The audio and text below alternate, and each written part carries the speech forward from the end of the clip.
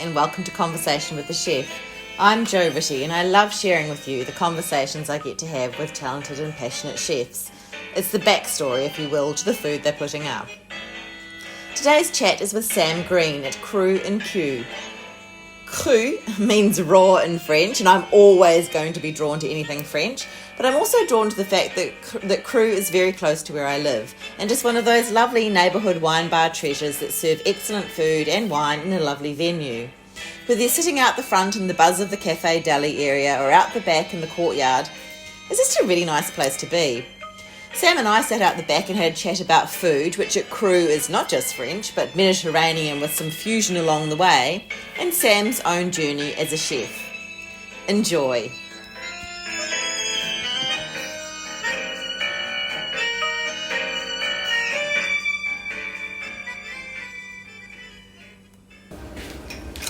Hi Sam, how are you? I'm Jo. I can't really shake your hand, but go to do that still. How's things? Good, how are you? Busy lunch. Yeah. Very busy day. That's good. But Yeah. Is it hot out in that kitchen? Yeah. Yeah. Very hot kitchen. Yeah, most kitchens are, although I suppose nowadays there's lots of open kitchens. Yeah. Yeah. Some people get lucky. Yeah. Now you're the executive chef at Yeah. Cru. So executive chef at Cru, is that a new role, or is it always what's the kind of the makeup of Cru now? I've been head chef here for 3 years, and now that the new project's getting closer to finishing, it means I'll be overseeing both, but just working at one of them. Okay. Yeah. So the new project is the Crudo warehouse Yes. in the city. Yeah. Oh no, it's just out there. It's just out there? Yeah. Oh, okay. Somehow I was thinking Lane, I don't know why I thought the city, maybe it just sounded like it. Yeah. Okay, well that's exciting, just Yeah. out there, that's awesome. Well then you don't have too far to go then. No. Exactly. So warehouse implies big, is it bigger than here, or just doing different kinds of things? Different kind of thing. It used to be an actual warehouse, so we've just kept that name, I guess. That's easy. Yeah. What are the plans are Monday to Friday takeaway, nutritional based salad sandwiches from gluten-free to FODMAP to vegetarian, vegan, everything. Then function space at nights and on the weekends, and there's also going to be a pizza oven in there. Okay, wow. And a bar for jazz nights. Okay, Yeah. so how big is it? Like how many people could be in there for an event? 120 sit down. Wow, okay. Yeah, That's cool, that's big. yeah, So great for weddings and Yeah. those kind of things. Yeah, awesome. And so Cru itself then is quite different to that in Yeah. terms of you're more of would you say Italian pasta kind of thing? sort of. And menus more so based around the Mediterranean islands, so involving every single country, but whatever's in the Mediterranean. We've just done a menu change to kind of flare it up. We've mixed a bit of Middle Eastern, bit of Japanese flavours in there into the style of food from the Mediterranean. Okay, and that works well because Japanese is quite light and so on Yeah. as well, isn't it? So Mediterranean's all about lightness. Very blends very well. Yeah, awesome. Okay. So what made you become a chef in the first place? Very practical through school. I wasn't very brainy, more on the practical side of the learning, and my uncle had owned restaurants and still does in the city, so kind of hospitality in the blood. Yeah. And so did you started off doing an apprenticeship Yeah. with your uncle, or? Nah. Apprenticeship finished when I was 19. Yeah. And then by 20 I was head chef, opened a cafe in Camberwell, Santucci as head chef. Okay. That was my first head chef job. Head chef at 20? Yeah. Wow. And so that's like going from 0 to Yeah, 100 really fast. yeah. How was that? Challenging. but Yeah. Worked for a very good group of family, actually. And yeah, we all worked together and we all grew and learnt together. Yeah, Because okay. it was their first open of a venue, so we're all learning together. And Worked out well. how many staff did you have under you? 5. Okay, so that's substantial. Yeah. Because that's the thing I think sometimes people don't understand, if you're coming into the restaurant, obviously a head chef sounds important, but it's not just cooking, is it? No. You've got to do all the money, the food costs, the staff management, teaching, all of that stuff. How do you manage that when you're 20? Learn on the job. Yeah. Yeah. For my 3rd year apprenticeship, I had worked at a workplace that was very much on the paperwork money side, showing your weekly spendings and everything to the chefs. And I was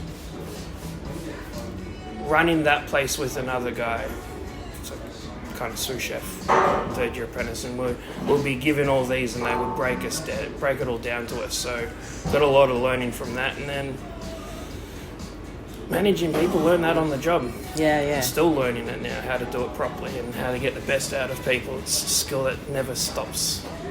Yeah.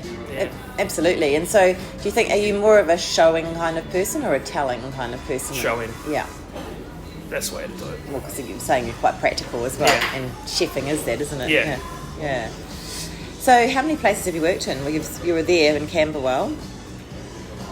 Camberwell Santucci's for 3 years. They moved to their sister restaurant in Carnegie for 2. Is that Italian food? Or?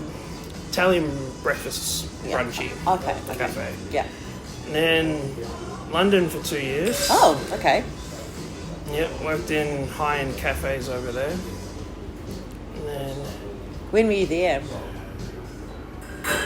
14 and 15. Okay. Yeah, right. Yeah. So often when I've spoken to chefs, they talk about London as being a really big learning curve, but also that often in London the venues don't respect what we now have as these certain amount of hours you work. You can work really crazy hours. What was your experience of London? Pay wasn't fantastic, but the hours we worked were normal hours. Okay, that's good. So it was a breakfast, lunch. Okay. High-end cafe. The owners of the cafe was an Australian guy. So Handy. that was good. Yeah. And Yeah. So then, did you get to travel while you were there and try other food or? Sort of. Yeah. Don't get enough pay to fully travel. It's true. I mean, once you're in London and working, it's really easy to get just into that cycle of working and then having your time off and washing your clothes and doing it again, isn't it? Because it was my wife and I actually went over there together on a 2-year working visa, and she's a chef as well. Okay. So between both of us working and then how tight money is over there, you get a bit distracted and you don't get to travel as much as you want to. Yeah. But you make do with what you can. Yeah, but it was a good move going over there. Oh, yeah. Doing something different, yeah. Yeah, the places that we worked in were unique in London for their cafe style. Yeah. Wow, so your wife's a chef as well. That's do you do the same hours at least now? Yeah. Yeah, that's good. Yeah. And do you both or either of you cook at home, or are you both too tired of cooking once you get home to do that? Mainly me cooking, but share it every so often, and just simple stuff because we are too tired once we get home. Yeah. And so when you're thinking about food for menus and so on, and I suppose you've got certain constraints here, but where do you get your inspiration? Do you have cookbooks? Do you look on Instagram, and do you think about what other chefs are doing? Cookbooks. Work with Tony, the boss here, a lot. Yeah. He loves his food and got knowledge about the Mediterranean as well. He's got a good collection of cookbooks upstairs. So go through all that, see what the trend is, but not really focus on what it is. See if we can just do slightly something a little bit different and see how it goes. Yeah. And So what? Also using my other staff and involve them, and keeps them interested, keeps them wanting to come to work, and many minds help with making a good menu. Yeah, that's a good thing to think of, isn't it? Yeah, that's right. Well, it's good, isn't it? Because I think once you share something as well, that's when the best ideas can come up, aren't they? Everyone's putting things forward. And so what are some things on the menu now that you feel proud of, or that you have, maybe something that you've worked on as a team? Got a kingfish tartare at the moment with roasted hazelnut pear, toasted sesame, nori, and a miso yuzu dressing. Wow. Yeah, so taking a tartare style from around Elba, the Mediterranean, similar to that, the use of nuts with fish, and chucking a bit of a Japanese feel into it. That's really interesting. And so it's so raw fish. Yeah. So I was going to say, what's the difference between a ceviche then and a tartare, but you haven't got any citrus in there, is that what it is? Yeah, and just not marinated. Not marinated, yeah. Sat in the acid for as long. Yeah. Okay, wow. And you've got pastas and so on in the menu, Yes. haven't you? Is that something, do you enjoy cooking that style of food? Yeah. Grew up with pastas and lots of Italian cooking, but worked at a few places, especially in London, where we used different flavours and a bit of Japanese, and I worked at one of the cafes in another cafe in Camberwell when we got back from London that was very much Japanese styles. The guy originally owned Hammer and Tong. Oh, okay. Yep. Yeah. I've forgotten his name. Yeah. Hammer and Tong comes up a lot. Yeah. And so what would you say to young people who are thinking of getting into being a chef? What would your advice be to them?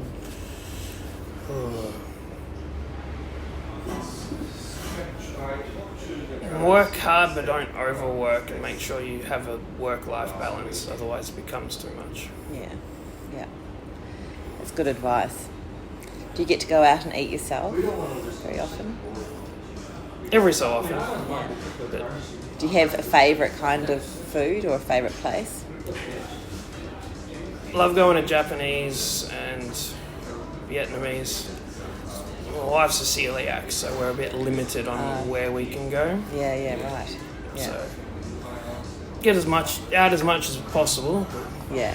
Working nights, it's not the best combination. No, that's right. You'll be busy. Well, thank you, Sam. That's great. It's given me a nice little insight into what you do and your thoughts on food. So thank you for your time. That's all right. Thank you.